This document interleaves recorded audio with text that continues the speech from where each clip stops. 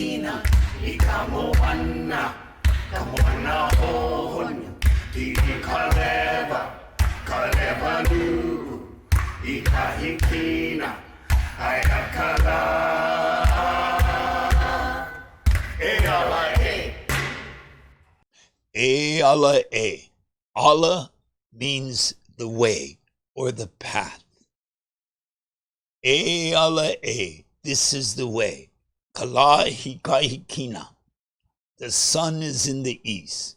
Ikamuana. Out beyond the ocean. Kamuana ho honu. Beyond the horizon of the ocean. If you tried to paddle to it, you wouldn't reach it. Pi'i kaleva. It rises in the sky. Kaleva nu'u. It rises till it's overhead. Ikahikina. You see there in the east? Ayakala. There is the sun. Eala E. This is the way it is. That is a traditional morning chant. Some people might say, why do these sacred chants state the obvious? When you come from a culture as old as ours that has sailed the world as much as we have, and you encounter cultures that kill hundreds of people every day to ensure that the sun will rise, we think it's a good idea to teach your children that the sun rises every day anyway. That's the way it is. This is the strength of indigenous knowledge. We record information in the sciences, but not without the moral value, not without the principle social emotional learning. Aloha, my name is Kalani Souza. I am a cultural practitioner, a cross-cultural facilitator and mediator, and a community agitator from the Big Island of Hawaii. Joining me on the panel is Kumu Ramsey Tom, a cultural practitioner from the Life Enhancement Institute of the Pacific, late of Chaminade University, island of Oahu, in the Pacific. Also joining us, Dr. Wendy Smythe of the University of Minnesota, Duluth. She's of the Earth and Environmental Sciences American Indian Studies program. And last but certainly not least, Papali'i Falau Tusi Avingleo, Dr. Tusi, who is a traditional Samoan leader, as well as the head of the Pacific Business College's program, University of Hawaii Scheidler Business College. We're glad to be part of this panel. We're glad to have this discussion around inclusion. We wanted to front load this discussion with a cultural opening. Hopefully we will have openings from Ramsey and Wendy as well. But be that the case, we wanted to invite you to Google any of us ahead of time so we need not waste any of our valuable time, meaning yours and ours, with introductions. This way we can jump into the meat of the conversation. Once again, thank you, and please watch the continuing video regarding facilitation methodology in our video conferences. We understand that this is a very unusual conference format, but the whole world is beginning to Zoom. So thank you for joining us, and thank you for letting us join you for this very important conversation. Aloha mai, aloha no. Geeks qua Hawandalin Lagan. I hope you all are well. Hadalas at unthesons di gudele lagen. Gist akaskustri qua lagen. Stastis di guai kaigan a uijang. Di hadas hatagen. Di klingai klakia igagen.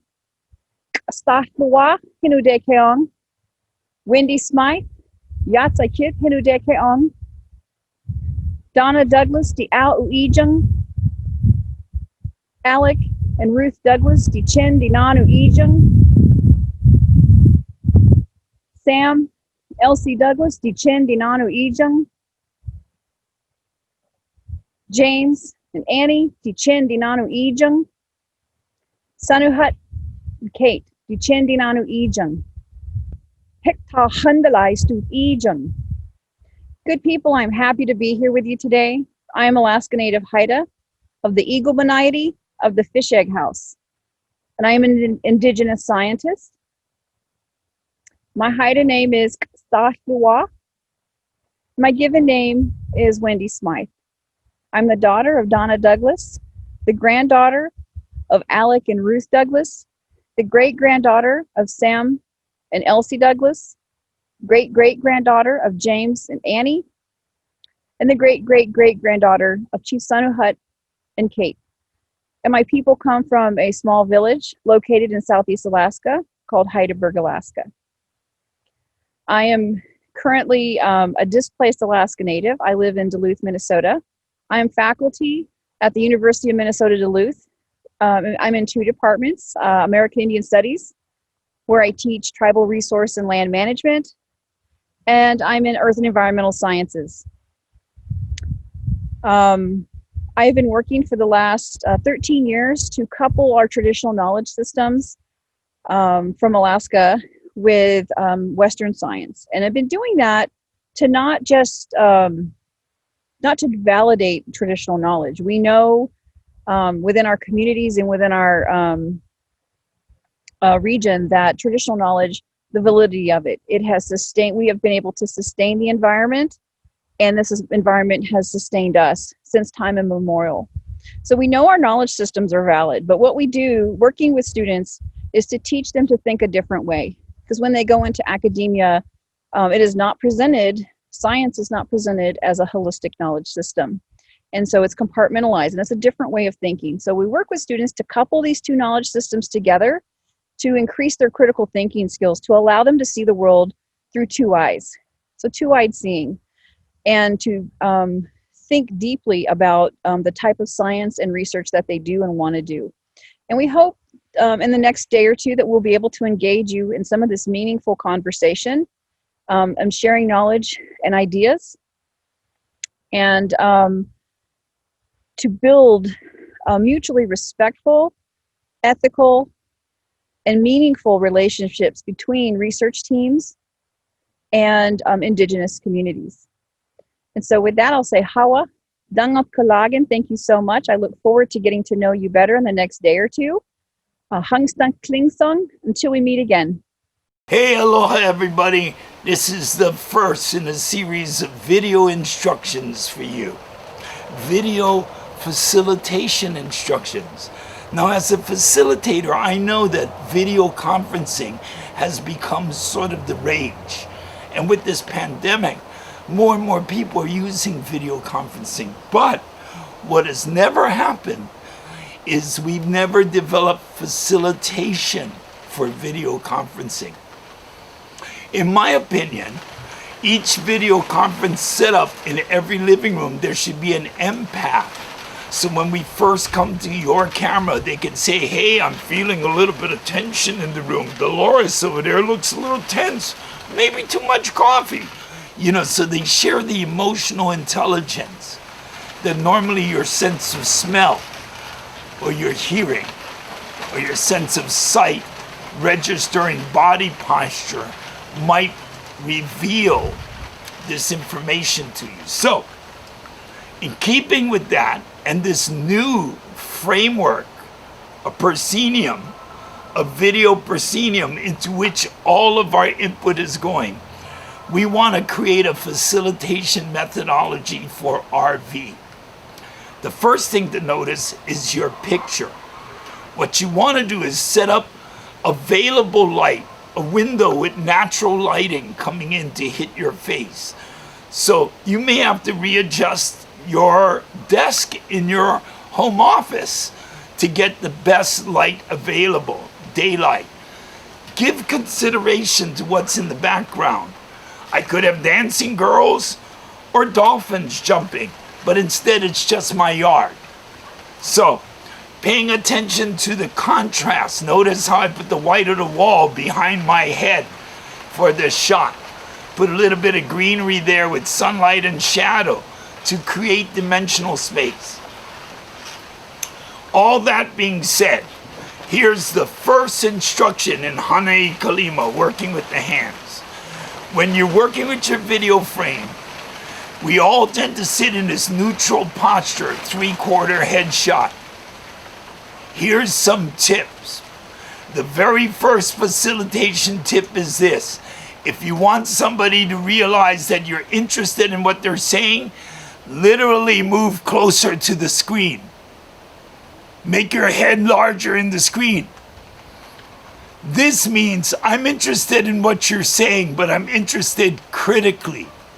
Like, what are you saying?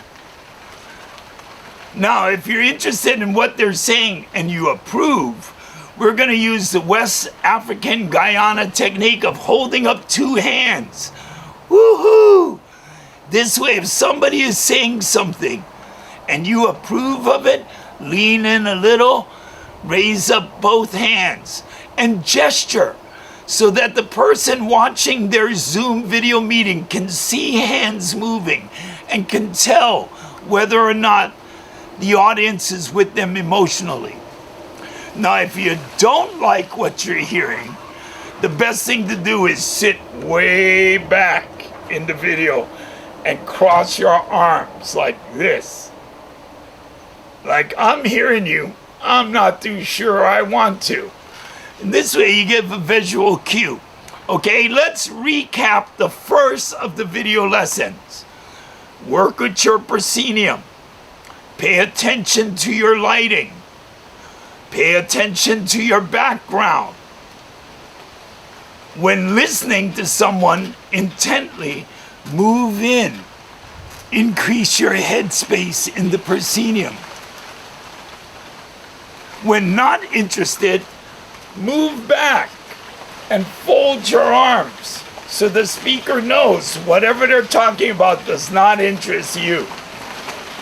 If you're in approval with what the speaker is saying as they're speaking without making any noise or interrupting the flow, you can show others that you're in approval by using the West African technique in a talking circle of saying, yes, yes, I support this statement without interrupting the flow, letting others watching the video conference know that you are feeling positive about this.